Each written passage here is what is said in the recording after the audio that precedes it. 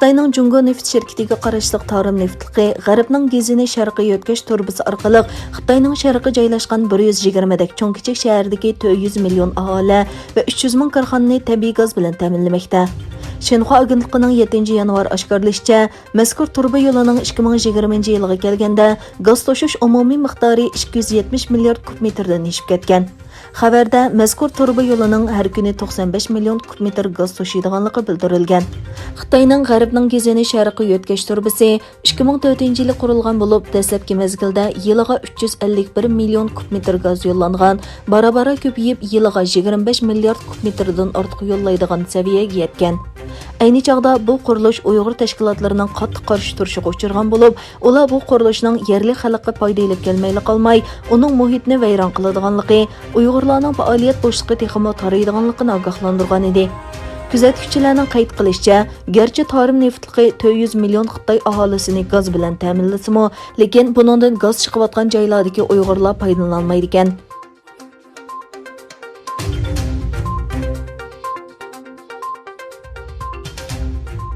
Xitoy hukumati navbatda Uyg'ur yezlarida ko'chmas mulkni tizimlash, guvohnoma tarqatish xizmati nomida bir harakat qo'zg'ab, Uyg'ur yezi aholilarining mol-mulklarini tizimlashni boshlagan.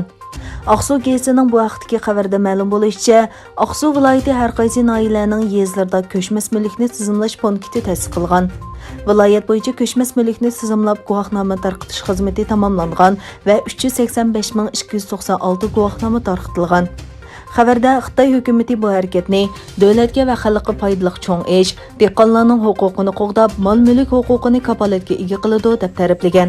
Biroq chet ellardagi Uyg'ur kuzatuvchilar buni Uyg'urlarning xususiy huquqlariga og'ir darajada tajovuz qilganlik deb qaramoqda.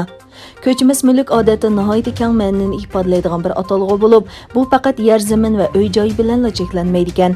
Kuzatuvchilar Xitoy hukumatining burunmi Uyg'urlarning mol-mulklarini har xil bahonalar bilan tortib olgandek tarixiy faktlardan yo'lga chiqqanda, bu qatimliq ko'chmas mulkni tizimlash harakatini yana bir qatimliq talon-tarojning tayyorligi bo'lishi mumkin deb mo'ljallanmoqda. Bu harakatning Uyg'ur elining boshqa viloyat oblastlarida birdek yurgizayotganligi ma'lum.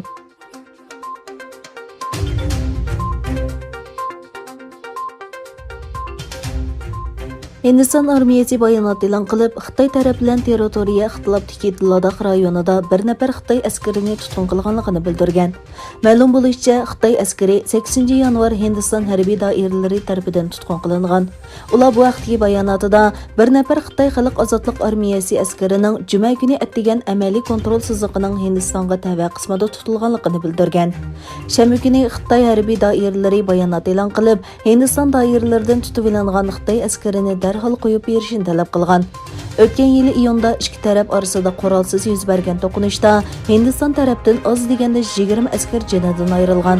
Holbuki Xitoy taraf o'zi tarafdan qancha askar o'lganligini yoki yarador bo'lganligini oshkorlamagan. Bu to'qinishga Xitoy askarlarining mayda bu rayonga kirib harbiy faoliyatlarda bo'lishi sabab bo'lgan.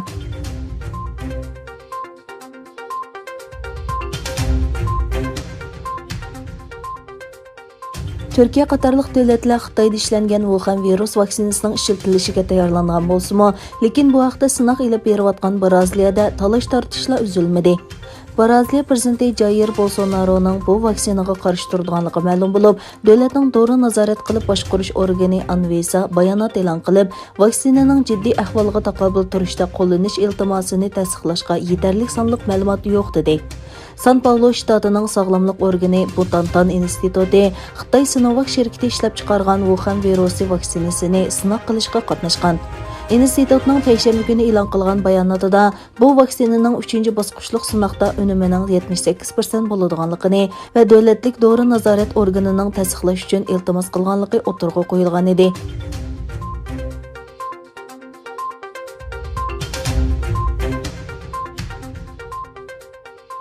Amerika prezidenti Donald Trump 20 yanvar o'tkazilgan vazifa topshirib berish marosimiga qatnashmaydiganligini e'lon qilgandan keyin muavin prezident Pence bu marosimga qatnashadiganligini ilgari surildi. Amerika taratqullarining xabar qilishicha, muavin prezident Mike Pence'ga yaqin manbalar uning Joe Bidenning qasam berish marosimiga qatnashadiganligini aytgan. 6 yanvar yuz bergan parlamentga besib kirish vaqasidan keyin Trump vazifani tinchlik bilan o'tkazib beradiganligini bildirgan bo'lsa-mu, lekin marosimga qatnashmaydiganligini aytgan.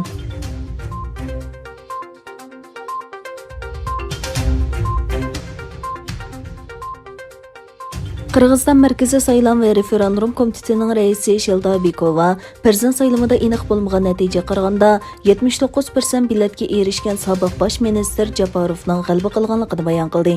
Japarov o'tgan yili yuz bergan namoyishlarda turmadan chiqarilgan va 2020 yili 10 oyning 4-kuni o'tkazilgan parlament saylovidan keyin bosh ministerlikka tayinlangan. Komitet yana davlatning hokimiyat tuzumini belgilash va prezidentga texnik ko'p huquq beradigan prezident sistemasiga o'tish uchun o'tkazilgan referendumda 80% saylovchining qo'llab bilet tashlaganligini e'lon qildi.